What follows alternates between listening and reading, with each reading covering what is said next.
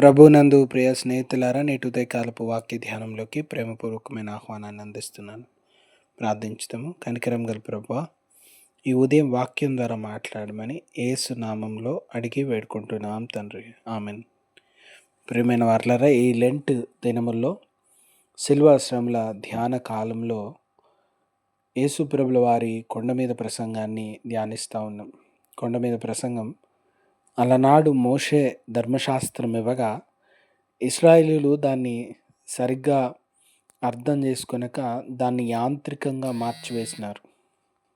అట్టి యాంత్రికమైనటువంటి జీవితం నుండి ధర్మశాస్త్రం యొక్క ప్రాముఖ్యత, దాని ఉద్దేశము, దేవుని మనసులో నుంచి ఉన్నటువంటి తలంపులను, చిత్తమును గ్రహించడానికి యేసు ప్రభుల వారు కొండ మీద ప్రసంగం చేసినారు.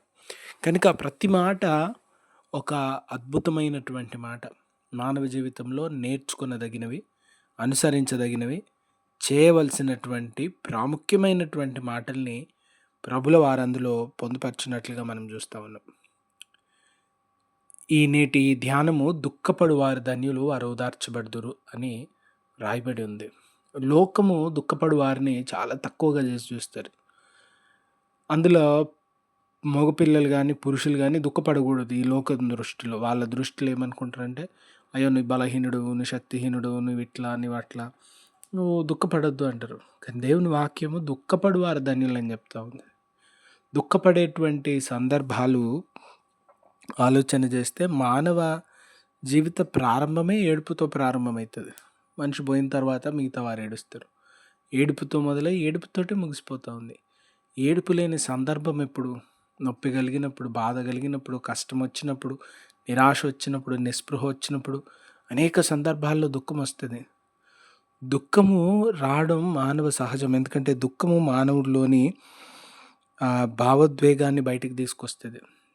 మానవుల్లో ఉన్నటువంటి కష్టం, బాధని బయటికి వెల్లడి చేసేటువంటి ప్రక్రియ. ఇప్పుడు మరి ఎటువంటి దుఃఖం గురించి ప్రభు మాట్లాడుతూ ఉండని ఆలోచన చేయాలి.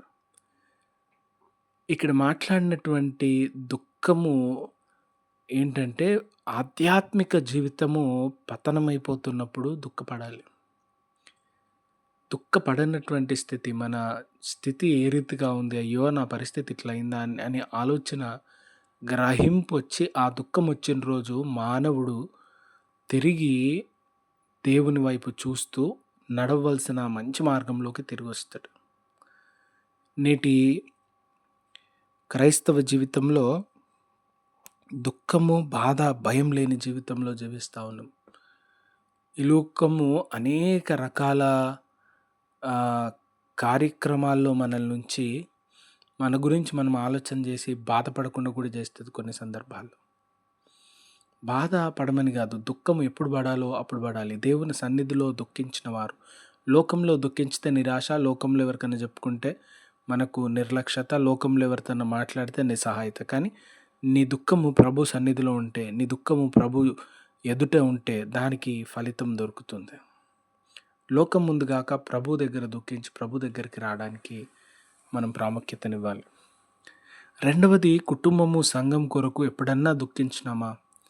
వారి ఆధ్యాత్మిక జీవితం కొరకు, వీరు దేవుని సన్నిధిలో ఉంటారా లేదా, ప్రభు వెళ్ళాను, మేము పరలోక రాజ్యంలో కలుస్తామా లేదా అని ఎప్పుడన్నా ఆలోచన చేసినామా?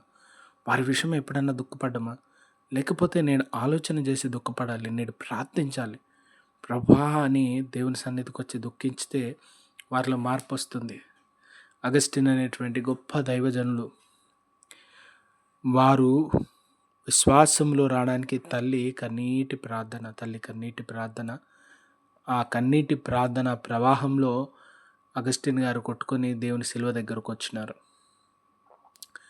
ఈరోజు మన చుట్టూ ఉన్న స్నేహితులు, బంధుమిత్రులు, సంఘాలు పాపంలో నశించుతూ ఉన్నాయి, దుర్మార్గంలో జీవిస్తూ ఉన్నాయి, అన్యాయంలో ఉన్నాయని ఎప్పుడన్నా దుఃఖించినమా? అటువంటి దుఃఖాన్ని ప్రభు కోరుకుంటా ఉన్నాడు.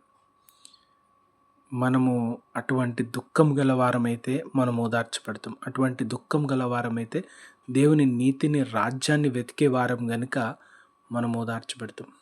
ఆత్మీయ జీవితం కొరకు, విశ్వాసం కొరకు, మేలు కొరకు, దేవుని నీతి కొరకు దుఃఖించే కృప నడిపింపు దేవుడు దయచేయను గాక. ప్రార్థించడం కనికరం గల ప్రభువా, వాక్యానుసారంగా జీవించి కృప దయచేయమని, వాక్యమైన ప్రతి వారిని ఆశీర్వదించి వారి దుఃఖమును కన్నీటిని నువ్వు తుడిసి ఆనందాన్ని సంతోషాన్ని దయచేయమని యేసు పేరిట ప్రార్థిస్తున్నాం తండ్రి.